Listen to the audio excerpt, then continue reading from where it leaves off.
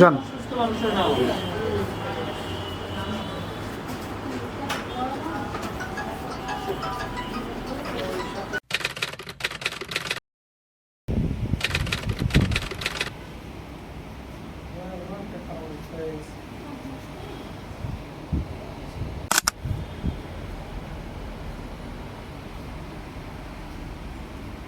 এই পর্যন্ত এখন হাঁটতে পারছেন না?